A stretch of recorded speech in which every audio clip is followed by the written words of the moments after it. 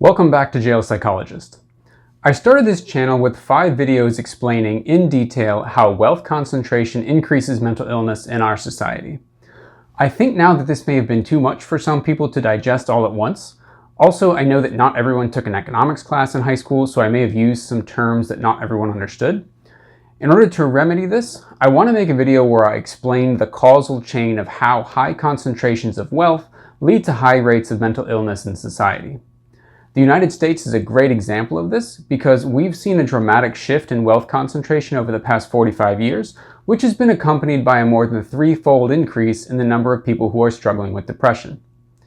So, what I want to do first is explain the basic chain of events that leads from wealth concentration to mental illness. Then I want to share some predictions about the future. These will be predictions about the future of the economy and population level mental health if we fail to implement a wealth tax.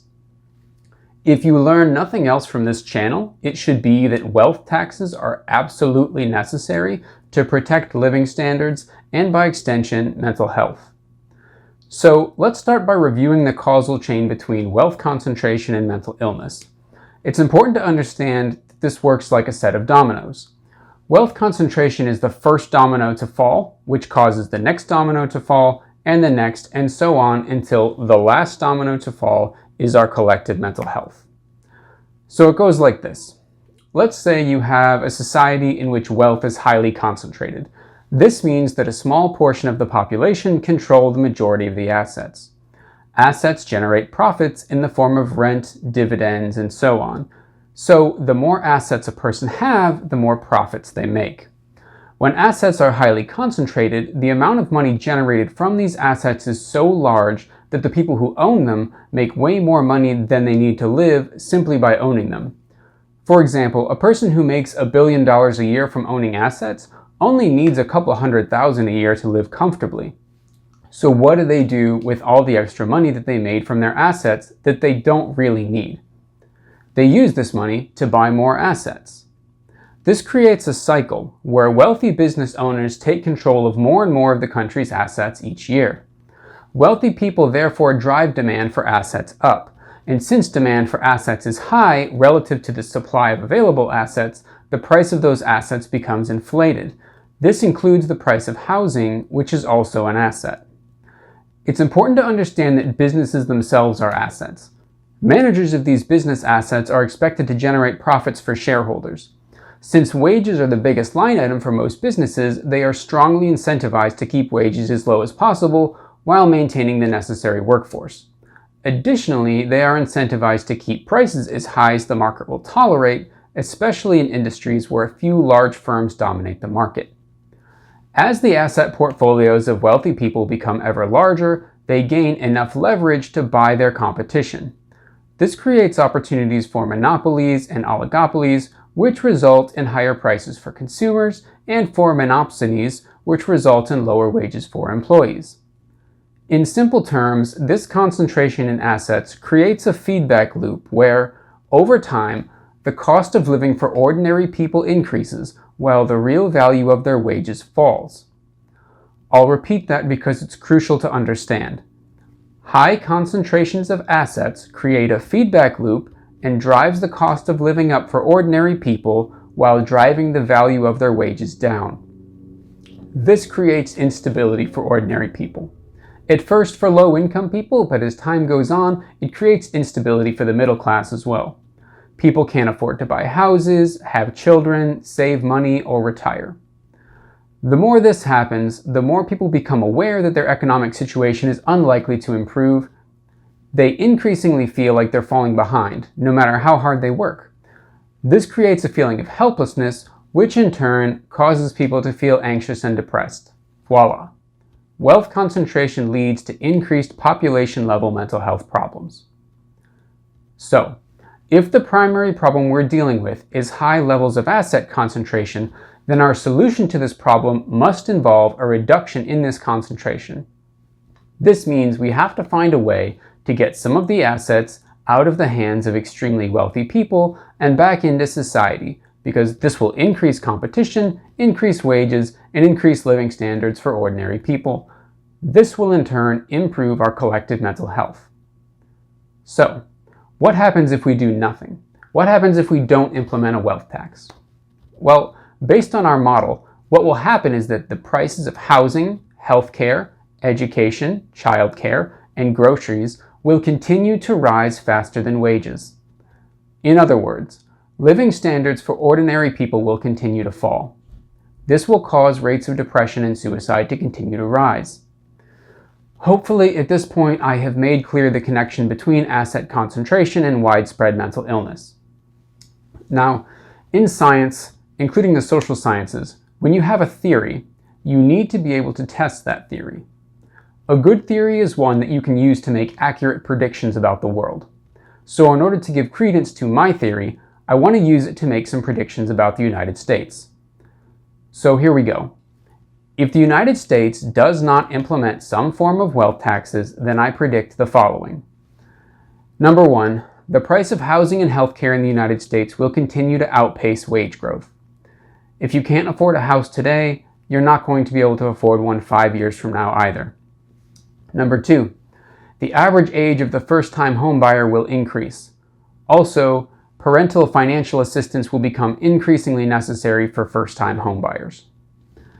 Number three, a larger percentage of single-family home purchases will be made by private equity, while a lower number are made by first-time homebuyers. Number four, the birth rate in the US will continue to fall. This is because young adults cannot afford to have children. At the same time, I expect the data will show a difference in fertility rates based on wealth. Wealthier families will show stable fertility rates, while the most notable decline will be among middle and working class families. Number five, the age at which people first marry will continue to rise. This is because people don't want to get married when they're in an economically precarious position. Number six, we will see an increase in multi-generational housing. This is because as housing becomes increasingly unaffordable, family members will need to share housing. Number seven, you will see increased labor participation among the 65 and older population. This is because retirement is increasingly unattainable, so older people have to work to avoid losing their housing. Number eight, the US stock market will continue to outpace both growth and inflation. This is one of the most direct and immediate ways to verify the problem of asset concentration. You might be wondering why the stock market will continue to rise if living standards are falling.